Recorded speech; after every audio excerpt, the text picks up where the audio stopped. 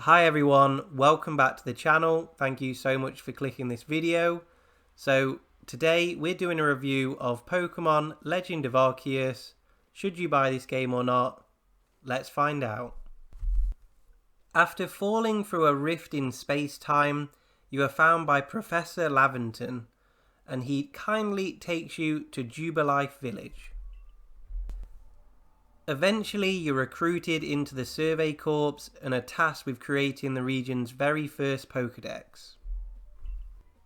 Without spoiling the story, later on in the game, you must try and catch several legendary Pokemon in order to try and work out how to fix the rift that you originally fell through.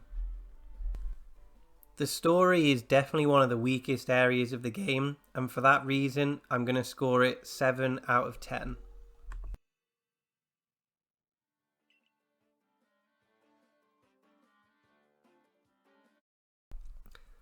Let's talk about gameplay. So this is a turn-based RPG. Although not fully open world, it still has a pretty sizable map.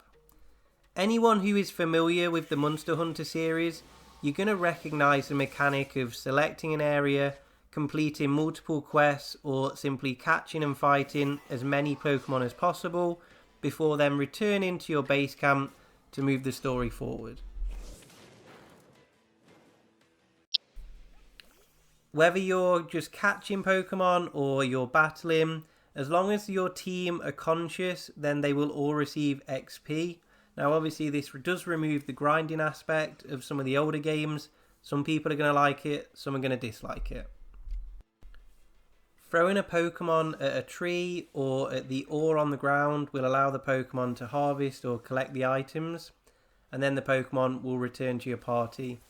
It speeds up the game a lot and is a very nice way of being able to use your party in a different way instead of just the usual battling that we see in some of the older games.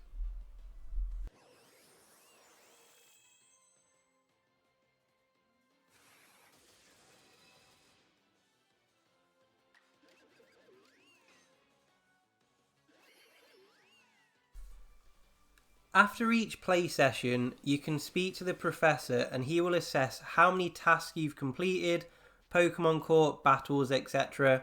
And then this will go towards increasing your star level. Now let's move on to traversing the game. Now this can be done using various mounts, and it really does add something incredibly unique to the game. The most impressive thing was the speed in which you could change your mounts, going from land to water. And you really have to give credit to the developers. They really have worked hard to reduce the load times and almost remove them entirely.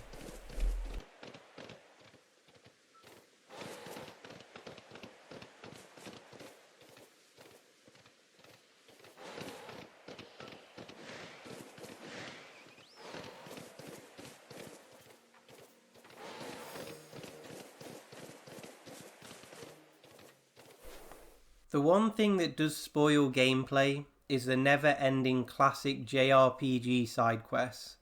The game is already big enough without the need to increase playtime with just these really incredibly dull side quests, and this does take the gameplay down to 9 out of 10 for me.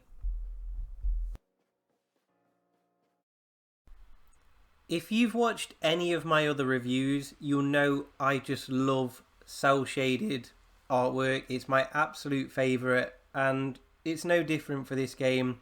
I love that cel-shaded art style, and I think it looks fantastic in certain aspects of this game.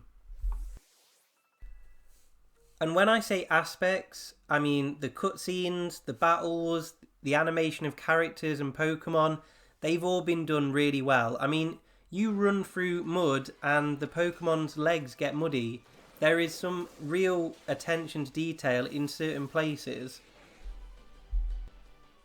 It was the scenery which kind of let it down. There was so much pop in the bushes and the trees and the mountains. There were some really jaggedy edges. Everything kind of looked a little bit plain and dull. And for me, it kind of ruined the player experience. You could just look at the scene now and you can see the rain coming down and it's splashing as you run away, and they've worked so hard in that. I don't know why they've left the scenery as bad as it is. I guess looking at it from a developer perspective, they're going to have cutbacks because it's on a handheld system.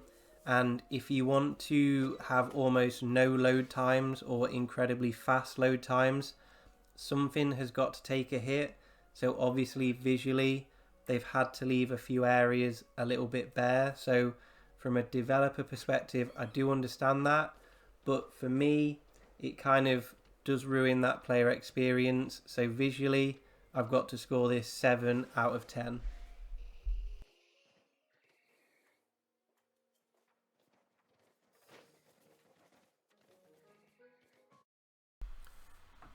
When we talk about value for money, this game is going to set you back $39.99 or your regional equivalent. Now, for a game where you can play for over 100 hours or hundreds and hundreds of hours, I think that's pretty good value for money. And just remember, Pokemon games do hold their value and they very rarely do go in a sale. So we're scoring it 8 out of 10.